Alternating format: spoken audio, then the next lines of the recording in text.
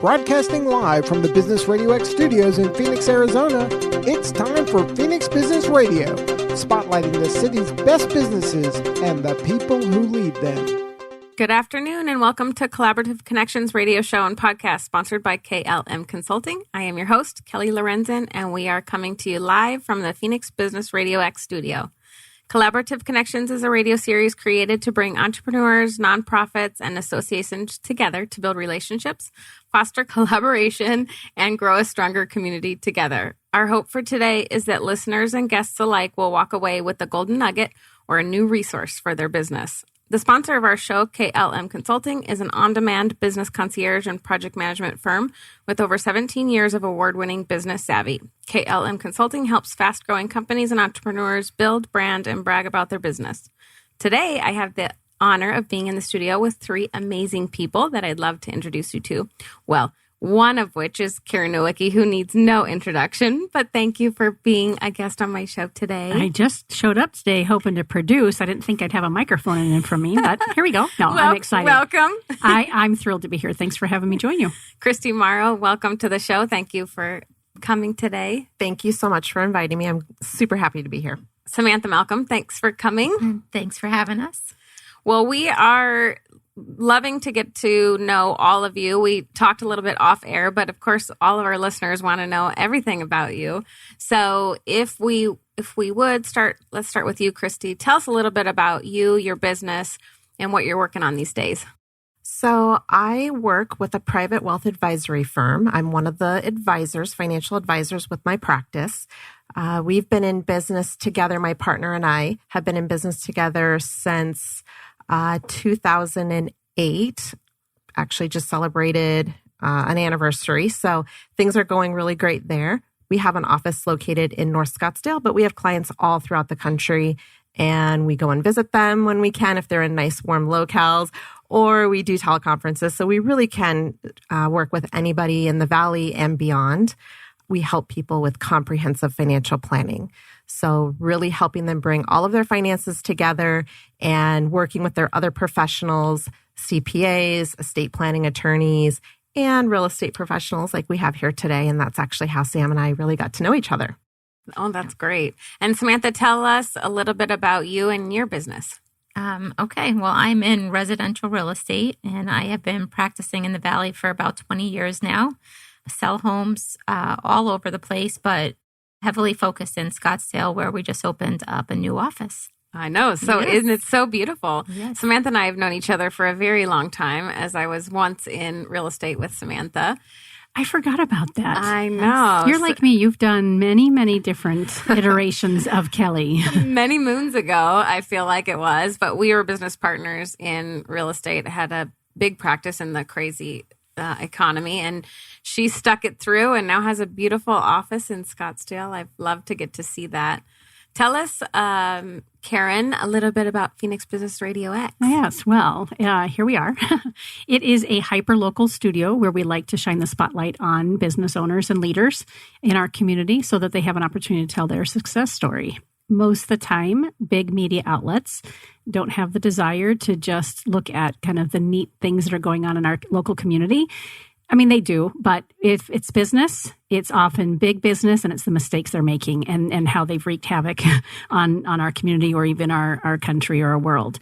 And so we feel like media is a great opportunity for people to just tell stories and let people know about them. And it's all Creative Commons content, which means that our business owners and leaders can go ahead and take that interview and share it with their friends and family, put it on their website, turn them into smaller sound bites for social media. And all of that is really cool. And what really is most special about that, and I know Kelly knows this firsthand as one of our sponsors and hosts, we're less about the content when we work with someone like Kelly. We're more about accelerating the right relationship. So you two haven't had a chance to meet yet today, is that right? No, we're just meeting today. And so I'll just speak candidly. That's very strategic on Kelly's part because she wants to have a chance to honor this relationship that the two of you have. She would like to get to know you.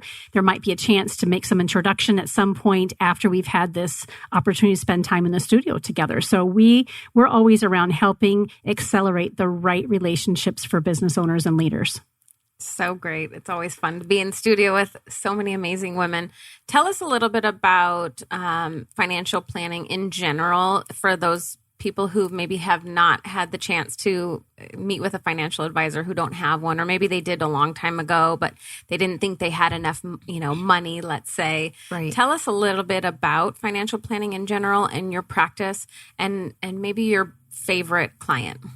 So I guess the simplest way to say it is financial planning is putting a strategic and thoughtful plan together to achieve your life goals. So it could be anything big or small. It can be something that's in the near future or long term. And it's really putting a plan and numbers behind that to make the goals become achievable. So everything from what are you looking to do short term? It could be buying a house, that dream home you've been keeping your eye on. It could be sending your child to college. It could be retirement. It could be who's going to take care of me after retirement and my kids are out of the house. So all of these are concerns and thoughts that we've probably had at one time or another. But the real planning part is, okay, what does that cost? Is it realistic? Maybe I'll make adjustments to the goals if it's not something I'm willing to sacrifice today, and really helping people along the way. And one of the things about financial planning is it's not a one and done. It's not something that you do once and put it, you get that big binder and you put it in the back of your closet and it starts building up that dust. And you're like, oh, I'm getting ready to retire. It's 15, 20 years later. I better check my plan. Did I do okay? No, probably not a good idea. So it's something that we, with our business alliances, but also with our clients, we create a real personal relationship with them, get to know them on a deeper level in terms of what their goals are, and really meet with them multiple times throughout the year and annually to make sure that they're on track and on pace for those goals. Or did life happen? What changed? What bump came along or new addition came along? And how do we adjust the goals for that year going forward? And just making little tweaks along the way makes a big difference versus feeling like, okay, now I have to fix everything I didn't do in 20 years. I'm ready to retire. So financial planning really is something that it's never too early. It's never too late. But the sooner you do it, you give yourself a lot more flexibility in terms of what you need to do to achieve those goals. The better chance you have of having money at the end of the rainbow, right? Exactly. There is always that question, do I have enough money to invest with you? Financial planning really isn't just about achieving the best rate of return or getting the highest amount in your invested accounts. It's what do you have to work with and how can we make the most out of it and make sure we get you to your specific needs and goals that may be very different from mine or Samantha's or Karen's, but what do you want to have happen with your portfolio? And maybe you don't need to get the highest return and take the most risk. Maybe it's okay with this is your goals and this is the investment portfolio that'll work for you and your needs. I like how you say it in the business alliances, because I think it's really important for people to understand that you don't just need a CPA, right? You need a financial planner and you need an estate planner. I mean, you need all these, you need a good realtor you can call and go, okay, should I sell my house now because the market's crazy? Or is it okay to wait? But then you're talking to each other, right? You can't have one accountant over here, your accountant over here saying, oh, you should do this. And then your financial planner says something completely different. And then your realtor says something completely different. So it's really nice to form those, I'm sure for you too.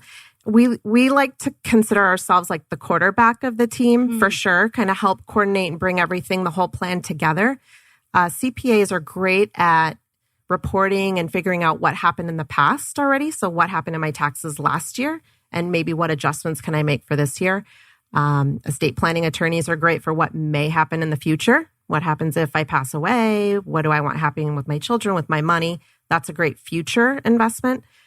The financial planner is really helping you today. So if you're looking to buy a home and how's that going to financially impact you? That may be one of your biggest assets you ever have to invest in your future. And so we help guide and shape what they can afford. And then they say, Samantha, help us find it. And we want that and more in our budget. Right? Yeah, exactly. That's a good segue for you, Samantha. She did that on purpose, I could tell. Tell us a little bit about the current real estate market, some myths, around real estate that people may think are myths that are really not. Well, it is a very busy market right now.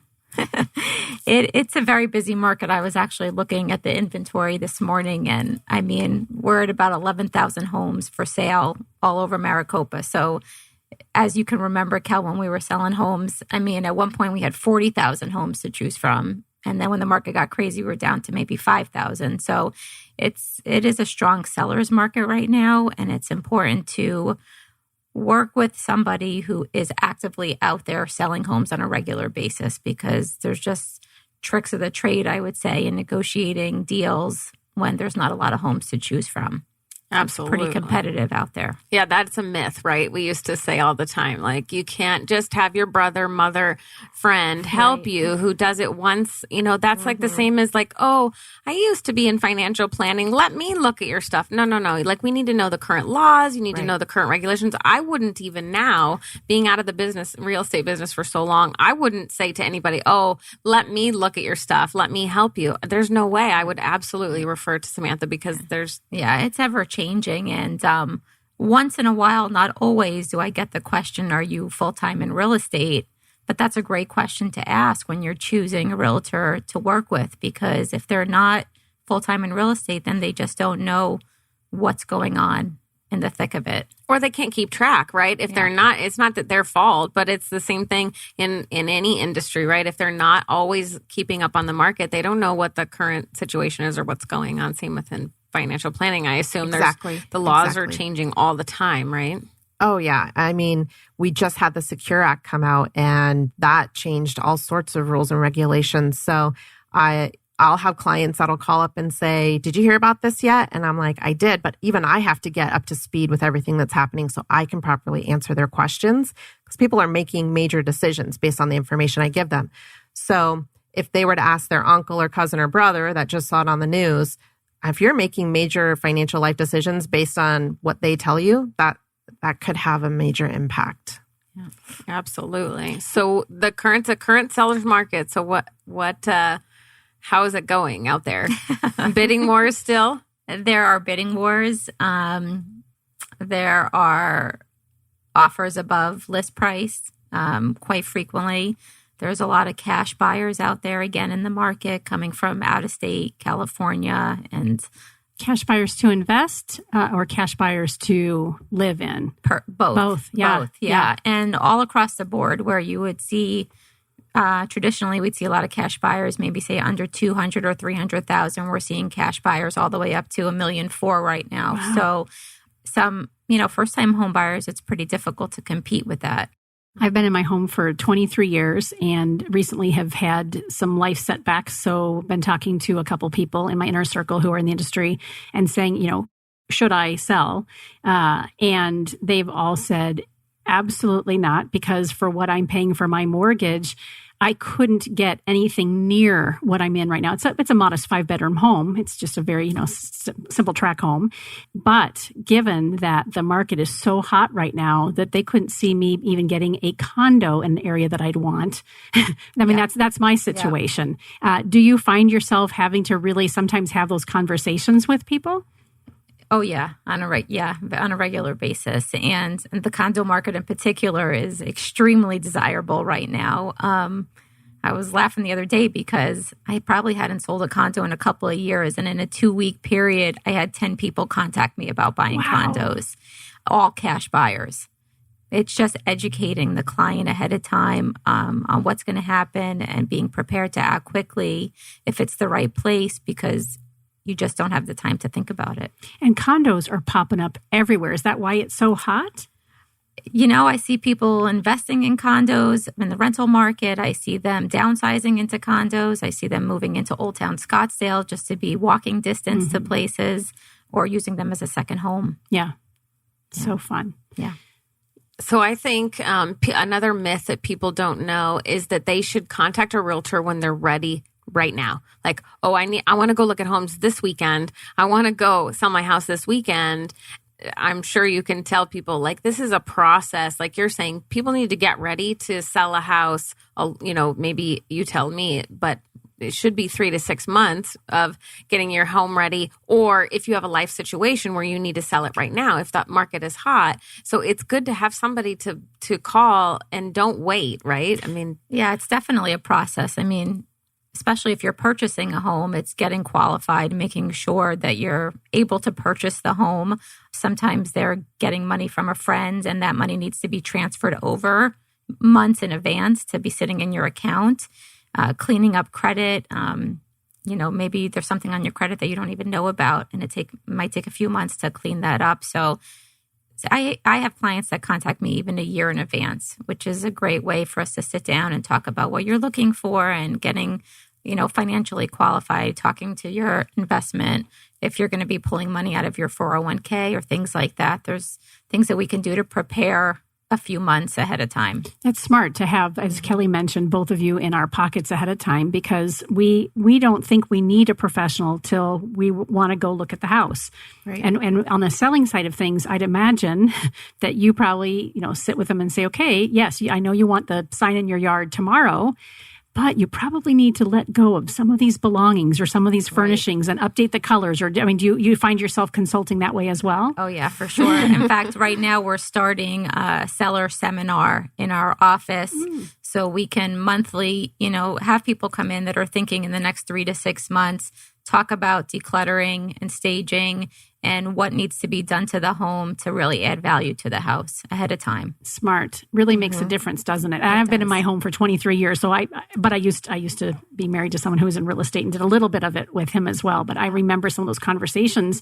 They were hard conversations for him to have with people because you love your home, and even if you don't love it, it's what you're used to, and it doesn't always show as beautifully for somebody who wants to buy it as we think it should. And I think, again, back to your point of having a full-time realtor, if they don't know what, if it's your brother, your mother, your cousin, and they don't know what the market's doing right now, what are people wanting? The updated kitchens or whatever, right? It's you need somebody in the business who's full-time who can tell you, okay, these are all the things you need to do. Yeah. Where's your money going to make the biggest impact? Mm-hmm. Yeah. And that's the perfect way to do that. And even sometimes not needing to spend money, which is, we're in that kind of market right now where you may not need to spend money to do all these things because there's a little bit of inventory and you can maybe give a credit at the end and not go through the hassle of redoing a kitchen or putting new floors down. But people wouldn't know that if they didn't have somebody like you to call and talk to about it. Yeah. They would just assume, they read something, they saw something on the news. Or their neighbor insisted they do it this way. Yeah, like you said earlier. Yeah, that's really important. So tell us about the seller seminar you have coming up. Yeah, that sounds exciting. And you said you'll do it monthly. Yeah, we're going to be doing it monthly at the new office in Scottsdale. And it's going to be really just geared toward people that are thinking about selling their home in the near future and want to know, again, how to declutter their home, where to spend their money to get it ready for sale, how long it's going to take to sell, what the cost involved with that looks like. A lot of these people have been in their home, like you said, for 20-something years, and they haven't sold a home in a long time. Yeah, you have to, I think, mentally and emotionally as well as physically prepare, right? Yeah. I recently went on a listing appointment with someone who's been in their home for 23 years. So they looked online on all the great questions to ask a realtor. Oh, and came prepared. They were so prepared. I actually said, can I have a list of those questions? It was like some of the best questions that I've ever heard. And I said, that's great. But they just Googled it and said, what do you ask? Yeah. What do you ask a realtor? Have Kelly put that on your website as the FAQs, right? That'd be perfect. Great. It would be. Yeah. I kind of have a question to that for you. So because I'm sure people don't have a clue what their home is even worth if they're trying to sell it. And so you'll get where you can look on Zillow and see what their value is. So we're updating clients' net worths all the time, and they're estimating what their home is worth as part of their net worth. It's all over the board. They don't know. They Google it. They Zillow it. Rarely have they just had an appraisal. So how accurate are those websites that tell you what your home is worth today? Yeah, that's a good question. They are not accurate. It's funny because I rarely use Zillow or Redfin to evaluate a property, but I look at them because all the clients look at them. Right. They're off, by a few $1,000s, maybe $10,000, $15,000, depending on the market. It just depends on the market and where they're located. I wouldn't use Zillow as an accurate estimate for valuing your home. I would agree. I think they need to call you to get some comparables on what's recently sold, and that will help them. Yeah. And it's easy to contact a realtor to get a free market report. I mean, you should be doing that yearly because it is one of your biggest assets. And just like you meet with a financial advisor once a year or every 6 months, you should get a free, market report of what your home is worth. Absolutely. And Smart. people wouldn't even know what, to do that. But we've looked and again, back to location. Where's the home located? There's so many factors that Zillow can't possibly know everything she's known for the last 20 years in real estate Well, and market your home. I can't necessarily just look on the MLS and tell you what your home is worth until I come inside it. So Zillow is just generalizing the entire area, and they don't know what you've spent on upgrades and what you've done to the inside of your house. Right. Kristi, you had mentioned, as you're telling us a little bit about your practice, that it's never too late to start financial planning. Right. So I'm a perfect example. Not only have I been in my home for 23 years, but I'm also 55 years old and haven't had a plan. Right. I'm desperately working on it right now, again, because of life circumstances. I just finally opened up a savings account so I can have a contingency fund. Emergency fund. But building that muscle for me is brand new. And so I've got kids in their mid-20s, and I'm looking at my kiddos, and I have for years been saying to them, I am not your best example. I'm actually your worst example. Don't do what I've done. And your dad, go ask your Aunt Kathy. And I've been hooking them up with professionals. So I'm eager to learn from you. When you sit down with somebody, maybe at my age, and I don't know if that's the clientele range that you tend to work with, if someone isn't prepared and they're in their 50s, what would you recommend that they start with? So you've done a couple of great things already. Educating your children, telling them to start early, so that's a great first step. We work with people of all ages and all, economic places of life, wherever they're at. The benefit to right now for you is you have a pretty good idea of what your expenses are because you've raised your children. That's done. They're probably through school. You don't have to worry about any of those. So really the focus is specifically on you and your retirement, right? So really determining how much you're going to need for retirement income is based on your expenses. Really understanding, okay, what is my lifestyle? How much do I need every month? If I lost my job today and I didn't want to change my lifestyle, how much do I need to cover? And what future incomes can I count on? Do I have a pension? Those are going away. Fewer and fewer people have those. Social Security. At a certain age, we don't even include Social Security in the analysis because who knows if it's going to be there. We generally look at anyone over 50 or 55 to say, okay, there's a strong possibility that you're going to get Social Security. So when you take that into consideration, what's left over? And then that number is really what drives how much you'll need to save for retirement, in addition to what's your longevity of your family. So we have some clients that come in and say, I have relatives that are reaching 100. That's actually our largest growing age segment is centennials. So, wow. Yeah. So with medical advancements, people are living longer and longer. Doesn't necessarily mean it's the absolute best quality of life, but they're alive and you still have to feed them and house them and things like that. So really determining what's your age factor that you're looking at, what's your expenses, do you plan on downsizing? Do you want to move into a condo, something smaller? Downsizing doesn't always mean less expensive, as we've just learned. Sometimes it means I don't want the house because I will not be able to take care of the yard and the pool and large square footage, but I'm probably going to have to move into a condo that is self-sustaining, but it might cost just as much or more than your house. So keep that into consideration. And then really say, okay, what am I willing to put towards that goal?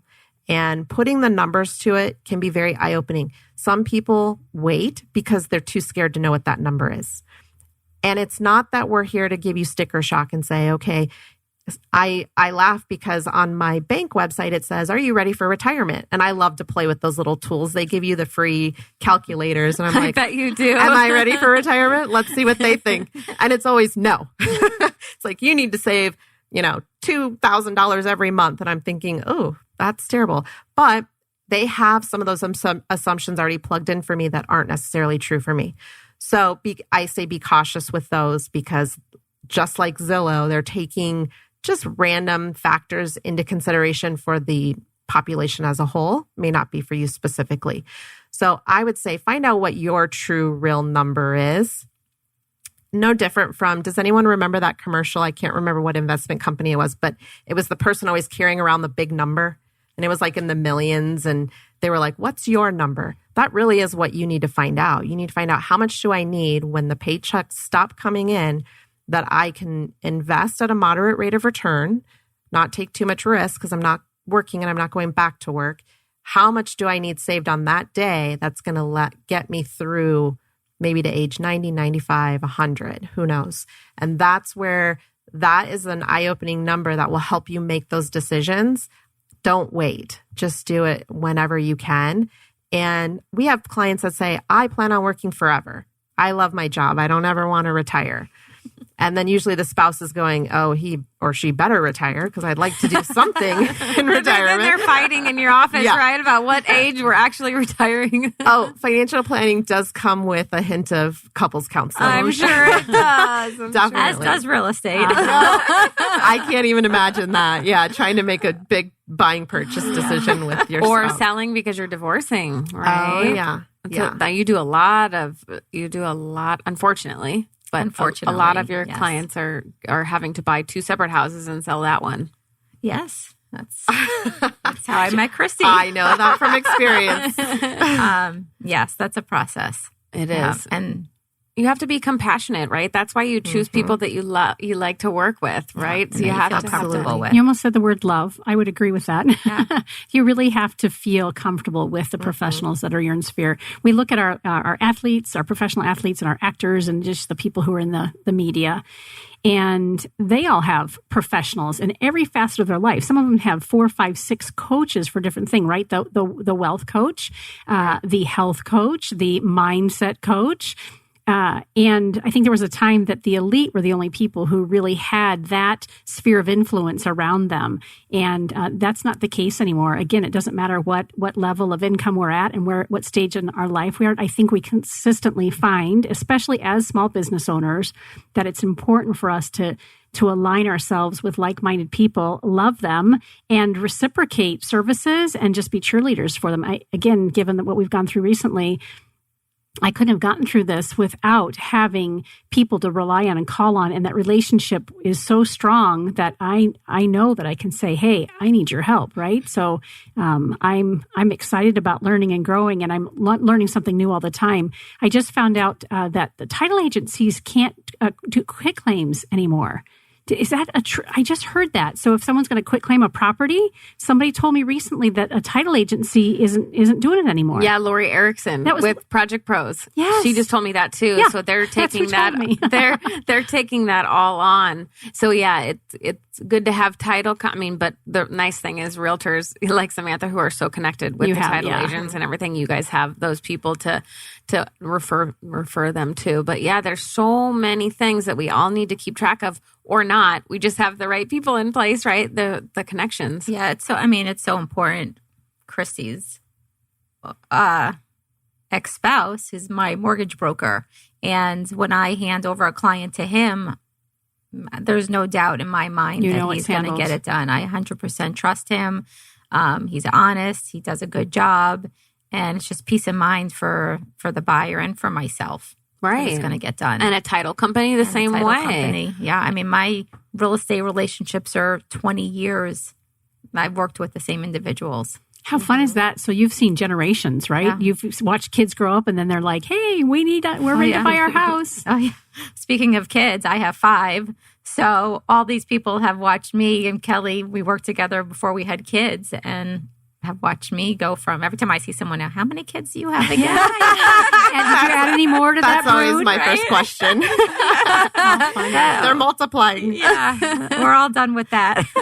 Next chapter. I'll tell you, referrals are priceless because anything to prevent having to just Google, title company.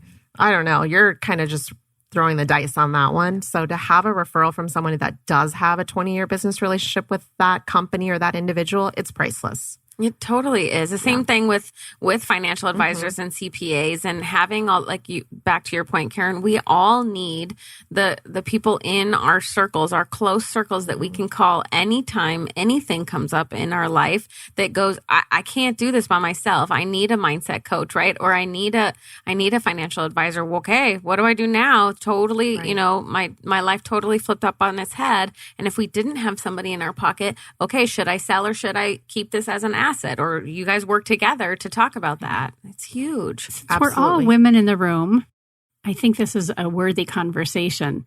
I read recently somewhere that, and I've seen these kind of stats before, that women, not only are we usually the decision makers, but we are also going to be responsible for our own wealth and our income.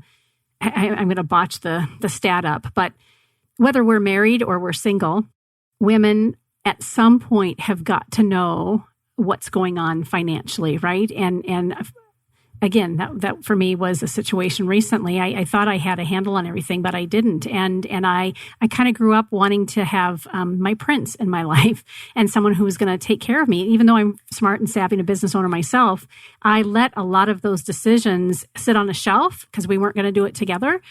Or left it up to my husband. And what do you find that that's common? And how do you work with people around that? Because I feel like I kind of speaking to the younger generation, but I'm also speaking to women my age who at some, maybe their spouse passes away or becomes critically ill, or there's a divorce situation. You never know how life is going to serve something up for us. And I'm underprepared. That is a growing number. So we work with mostly women in transition, whether it's death, divorce, adding to their family, whatever the situation is. And so when we do financial planning with a family, we want both individuals there. It could be just the male counterpart or female that is maybe in charge of paying bills. And so, he handles all that or she takes care of that. That's okay. There should be one person that's probably in charge and overseeing the finances for the family. But when we meet, you should probably be there. And we encourage them. We bring them in. And will you know where those accounts are and the passwords and all, right? I would imagine that that's got to be part of the conversation too. Like, find that so-and-so takes care of it. But as the person taking care of other things, will you know where to find those things and how to access them?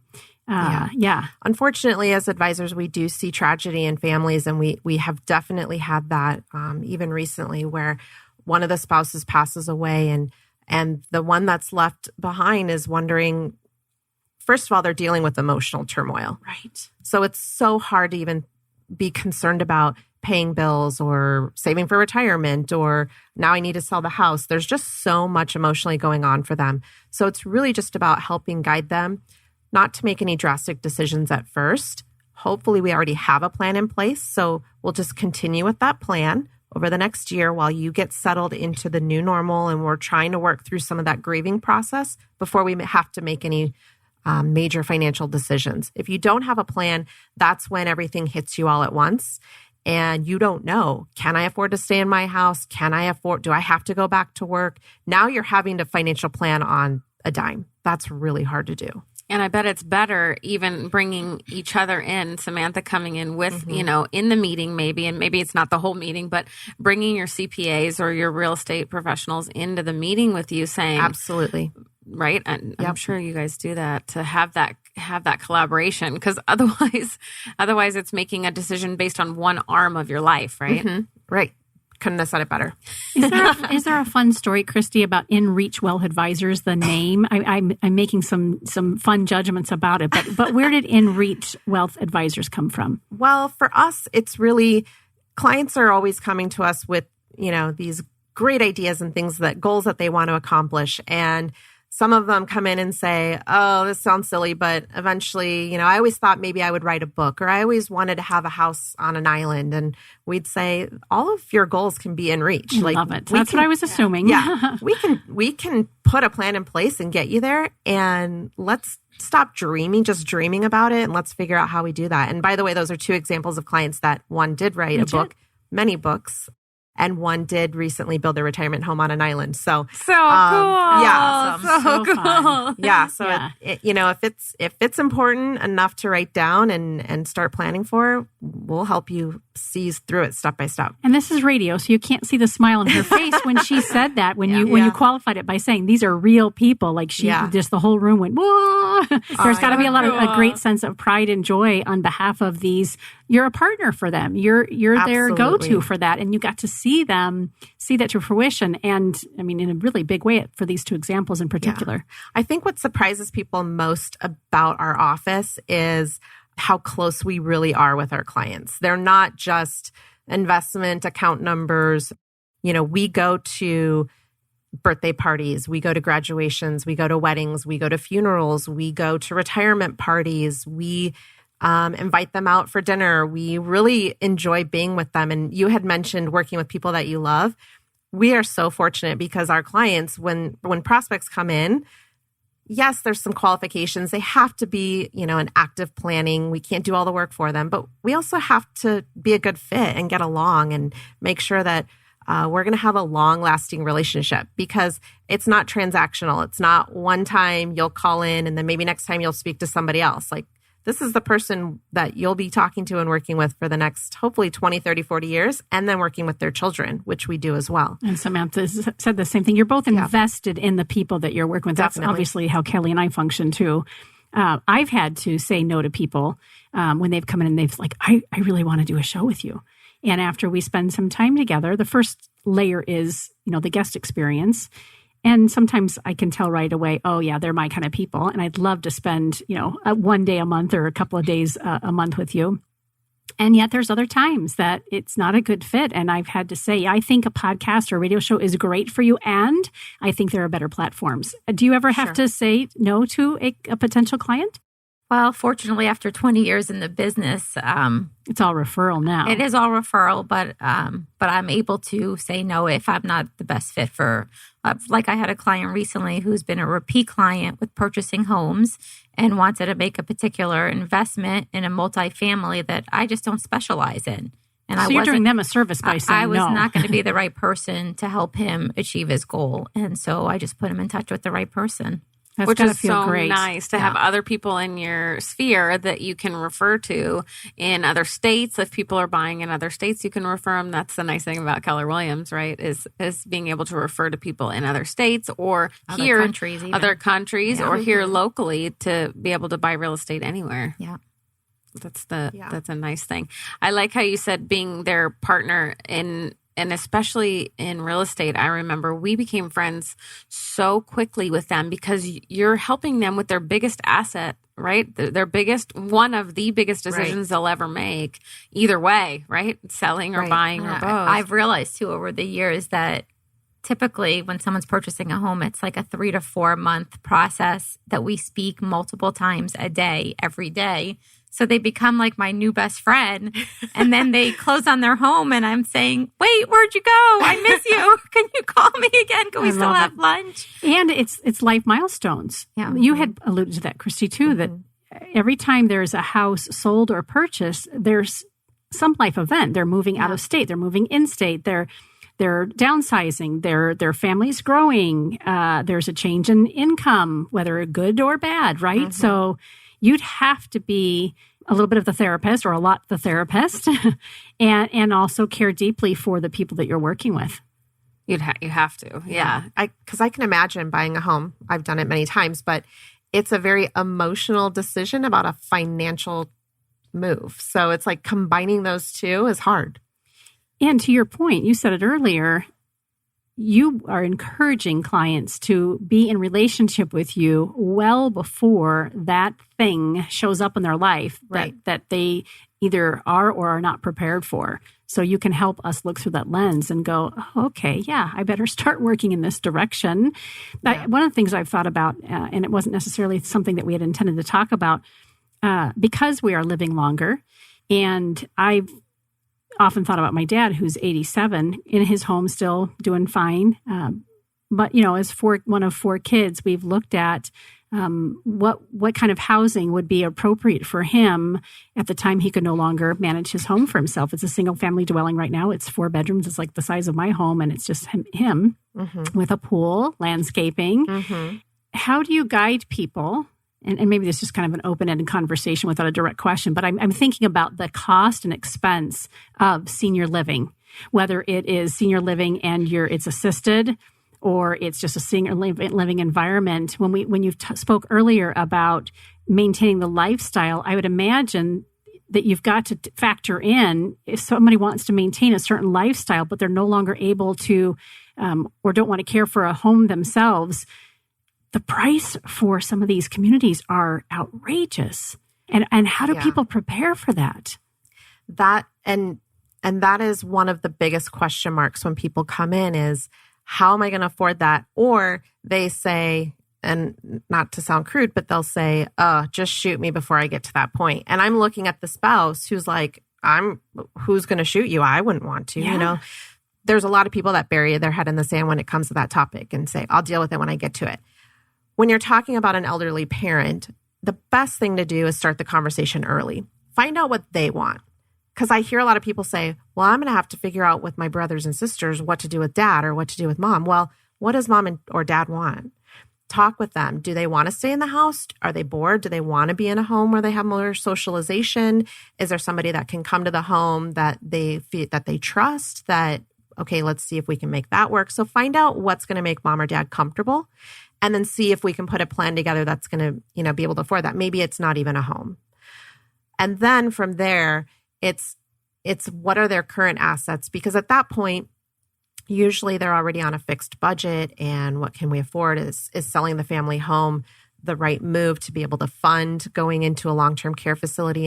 And I'm a certified long-term care specialist. So I've talked to a number of people about long-term care, and their first thought is that home you see on the news where it just looks like a hospital hallway and someone wandering around in a gown and looks lost.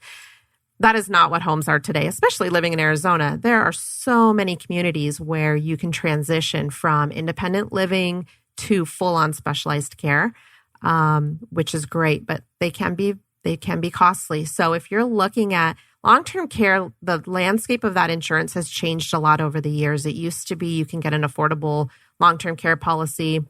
And then recently, probably within the last 10 years, they really increased the premiums on those because more and more people were living longer. Alzheimer's was causing long-term care facility stays to be longer duration because although their mind is gone, their body is still fine and they're living many years with that disease. So they really had a ramp up on premium prices to where it became unaffordable. So you'll see some things in the marketplace where it's maybe life insurance that has a rider just in case. You can get some of that benefit to cover your long-term care. And those can be some alternatives to a traditional long-term care policy, or you get a long-term care policy that will cover a portion of it. So at least some of the cost is taken off of your plate. But long-term care insurance is really more about the survivor than it is about the person that needs the care. Because the last thing you want to do if you're a husband and wife is send one of them to the facility and now it's drained all of the assets. What's left for that survivor who hasn't had the care yet that they need? So it's really balancing that in. And that takes some work on a financial planner's part to figure out how are we going to work through that. That is a major, again, emotional and financial decision. And the certification you have for that, again, you said certified long-term care specialist. Oh, love that. Yeah. And then you also have another certification I noticed. It's the Certified Divorce Financial Analyst, the CDFA. Yeah, Tell us about that. Long-term care and divorce. But we need you. But we need that expertise, right? So that's why you go out and do that, so that we can lean on you. And and going through a divorce myself, that really helped open my eyes to a lot of questions that had I not had a finance background, I'm thinking, how do people work through this and work through the financials of separating assets and separating the family home? And, can I afford to stay in the house because this is what the kids know? And all the questions that I had going through a divorce that because I have the background, I was able to make a pretty easy and quick decision. I thought, what do people do that don't know finance? How do they make those decisions? And I feel like a lot of my friends and people that I knew going through divorce were making emotional decisions. not always the best financially. So I thought, I want to become an expert in this and be able to help people decide how, okay, yes, emotionally, this is what you'd want to do. Let's take the emotion out, black and white. Here's the best financial decision. Now you can make an educated decision from that viewpoint versus just coming from emotion. Mm-hmm. And that's where you would bring in the realtor to go, okay, how much is this home worth? How much would you have to, be able to afford for both of you to have homes? And, it might be better, depends on the area and all of it, right? Yeah, it's a tough decision. There's so many emotions involved in it. As much as you can take the emotions out of it, then you can make the best financial decision. Yeah, absolutely. Before we came on air, I had asked just a question about just kind of a warm-up question for the microphones. And one of the things you had mentioned was that your dad was in sales and you kind of just started working at a very early age. At what point was he in real estate specifically? No, retail. So at what point did you say real estate's my jam? Real estate's my thing? Did you know? It's funny. My dad, who was here this morning, asked me that question. Oh, really? How did you get into real estate? Well, my degree's in special education. So I was a high school teacher for a few years and loved the education part of, being in school.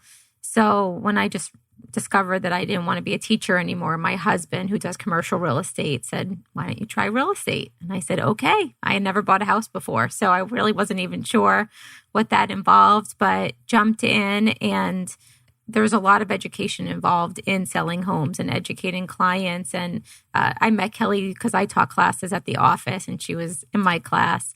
So I loved that part of it, of really educating clients on making the right financial decision for them and finding the right house.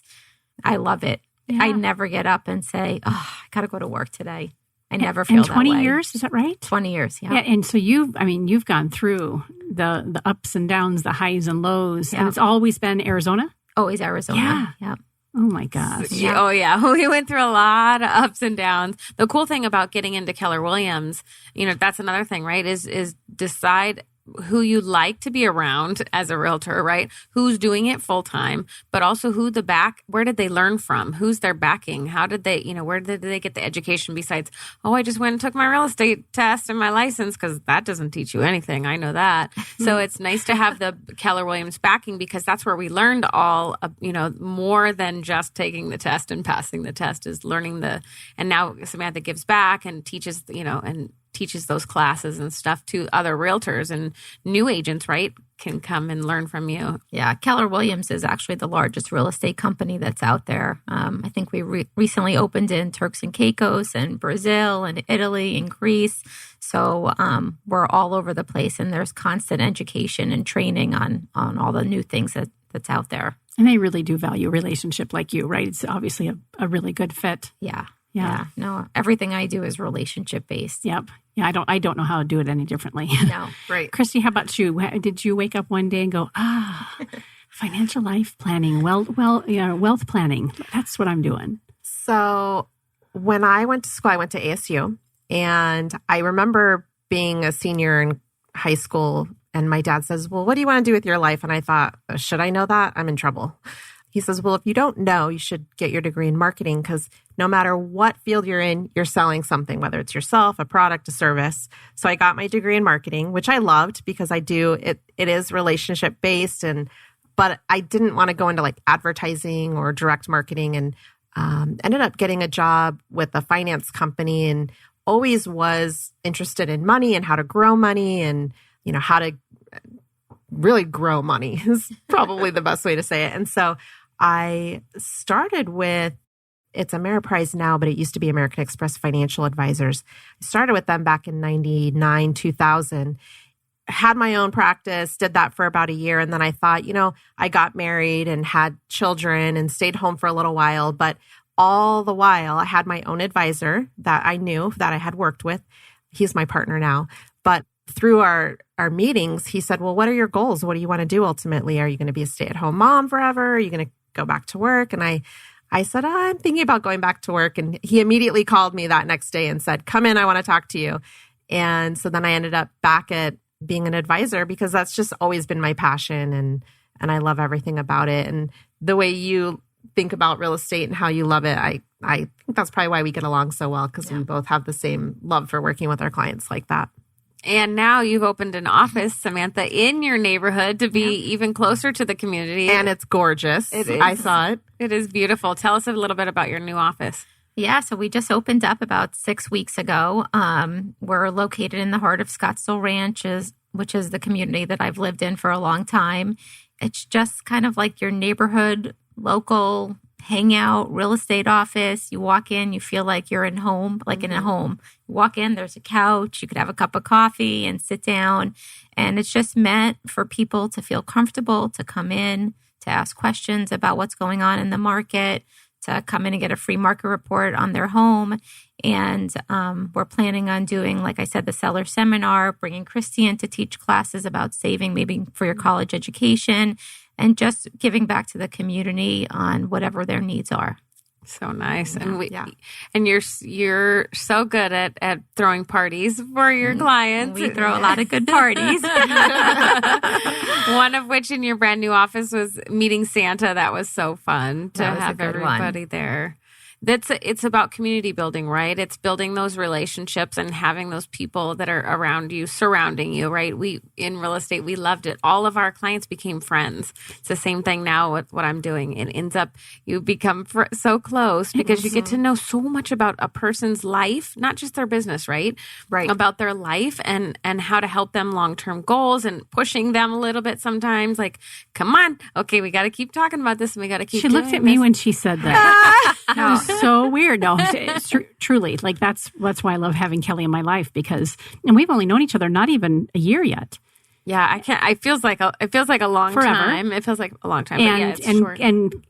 And thank goodness that I have her. And she's a client of mine. I'm a client of hers. And she's the nudger. She will make sure, especially again with me being 90 different places right now, she always brings me back to point, because she knows that I have goals and she wants to help me achieve those. It's no wonder why she calls her show Collaborative Connections. Dun, dun, dun. Yeah, good. Hey, do you mind, since you made me get behind the mic, can you tell us a little bit about KLM Consulting beyond what you did in the intro? Absolutely. So when I had a practice with Samantha selling real estate, the market crashed and we were helping people lose their house instead of buy their house. And I couldn't stomach it and I couldn't separate it. Samantha was really good at, this is my business, and then separate, this is my life outside of my business. And I had a hard time with separating it. So I said, okay, what's next? I loved real estate, right? Everything I do, I'm so passionate about. So I had ownership in the family medical practice, so went to work there for a while. It was supposed to be 6 months to a year and ended up to be 5 years.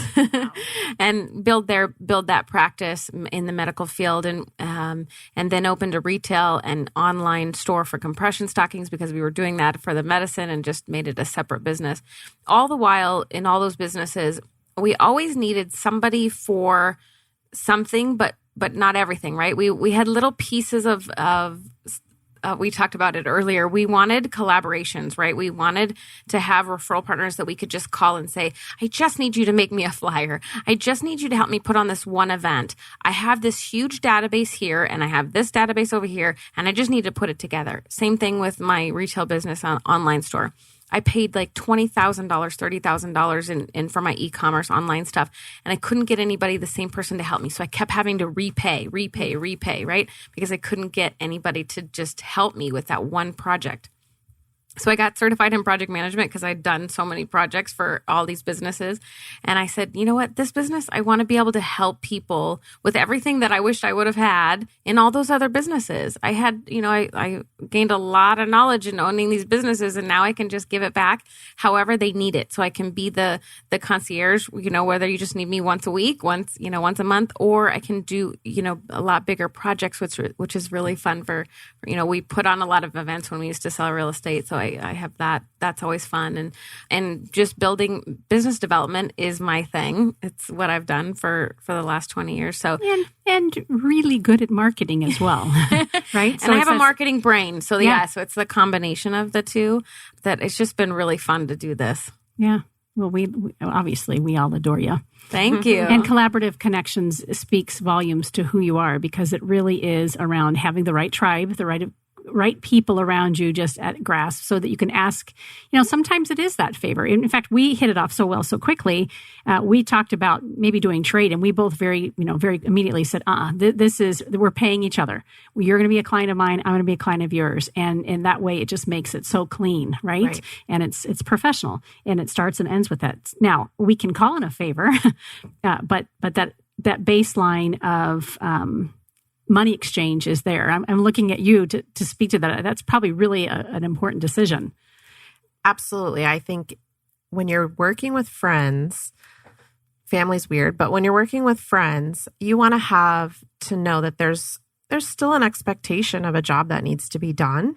And sometimes we kind of joke, my partner and I were like, our worst clients are our friends and family, because they feel like it's not necessary to meet, or it's not necessary to get you all the information you need. And really, they're the ones that are at a party that you go to, or that family Thanksgiving dinner where they're like, how come my portfolio did this? And you're like, that's why we're supposed to be meeting. Come into a meeting. Right. But if there's no exchange of money for those goods and services, then they feel like it's carte blanche. They can ask you whatever they want, whenever they want. And it's not maintained as a professional relationship outside of the friendship or That's family. really big. I laugh about that because if you know me, I'm very casual and I prefer to be casually dressed, but I do dress up for clients. And then when I take out a friend, I make sure I really dress up. And I remember I was taking Kristi. She's like, you do not need to dress up for me. Just come super casual. I'm coming from tennis. I'm like, of course. Are you sure? I mean, I really want to do that, but I don't know. Yeah. Back to branding. You have to keep you are your brand. Yeah. As I tell all of my clients, you show up in the community, you show up at work, you show up in those relationships as you want to be known for. And by the way, on the flip side of that, when I hired Samantha to do those real estate transactions for me, the expectation was never that she would do it for less money. The expectation was, I'm going to pay you like I would pay any other professional, and you're going to do the things that I need you to do that any other professional would do. So I would expect you to give me that top-notch service. So it's both. It goes both ways. It's not just about wanting to get compensated and paid for your work, but it's about, I want that person to actually do the work that I would pay a professional to do. And it's honorable. It's honoring each other, right? I mean, I've been only doing the studio for almost 3 years now. And in the beginning, I felt like I needed some trade opportunities. But the value felt diminished because it was taken for granted, but sometimes both ways. So I've been happy to, and again, had Kelly's help, peeling them away and just saying, listen, it's still relationship, and there is a financial transaction there as well to honor and respect each other. And you're giving the same service. If you're not paying, it's like, oh, well, then we're just doing it as a friend or a favor, and you're not giving the same service, or or it's weird, right? So it's so much better to hire people who know what they're doing and do a good job, whether it's friends. And that's why we keep our circle closer and closer and closer. And, and that's why you become friends with your clients too, is that you trust them, right? And you trust each other to help each other out. Right. I taught years ago too. I was a Kyrene school district third grade teacher, and then went on to be an assistant principal. And as you shared that, I smiled, right? Because I'm all about education. That's why I love this platform so much.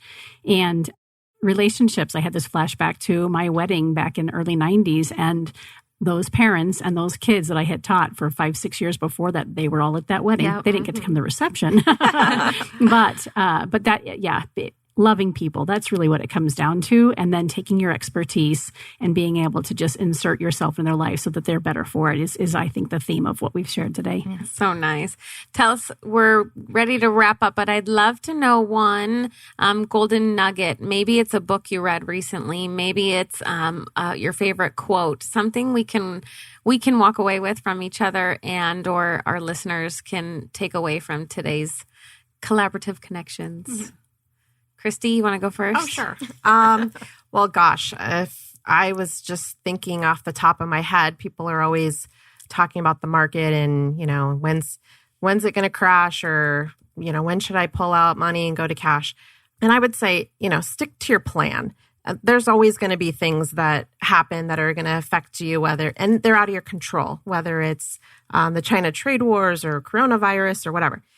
And there's going to be tons of headlines in the news. If you just stick to your plan, everything's going to be okay. And so I would say that's my best piece of advice is don't worry about trying to time the market, getting in and out, and because that rarely works. I think it's such a small percentage when it comes to actual portfolio performance doing well is like less than 10% is it market timing.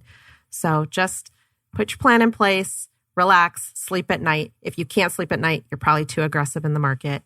And then just go from there. That's great advice. I'm totally going to piggyback off of that because no, I get that question. Is it the right time to buy a house or to sell a house? And the reality is it a right time for you to buy or sell a house right now? And regardless of whether interest rates are 3% or 4% or 5%, if you can't afford to buy that home or downsizing doesn't make sense for your family, then it's just not the right time, or it is the right time. Yeah, it's the same, right? It is. It's all about how it's important for you to make a decision based on your life. Yeah. Great advice. My recent book that I've been reading that I've heard a lot of people talk about recently is The Power of Now. Great book. I'm still not even done with it yet, but remembering living for right now, right? We can plan, we can set our expectations for the future, but living in today is been so powerful. Reading that book, but that I would say everybody needs to read that. I just grabbed a book off the shelf so I can make sure I do it justice. My girlfriend, dear author Isabel Banerjee, just wrote a book called Who Am I Now? And it's all about feminine wisdom, unmasked and uncensored. And I'm happy to say that I was interviewed for one of the chapters. So one of the chapters is all about me. It's called The Light Chaser. And you can find it on Amazon. And so it's all about Isabel's life, and she's an entrepreneur and a business owner, was very successful in Canada and has since relocated for years now with her husband in the States. So it's about her life and her journey and shifting and changing and pivoting and becoming who she is. And then she's featured a lot of other women who have kind of a unique perspective on things. So Who Am I Now? Feminine Wisdom, Unmasked, Uncensored, Isabel Banerjee. Thank you. I love getting a few tips and tricks and new books to read. Thank you all so much for being here. I loved having you on the show. You've been listening to Collaborative Connections radio show and podcast sponsored by KLM Consulting. KLM can help you turn your ideas into action, solve your dilemmas, and or finish those projects you keep putting on the back burner. What's keeping you up at night? Tune in on the third Thursday of every month at 1 p.m. Until next time, happy connecting.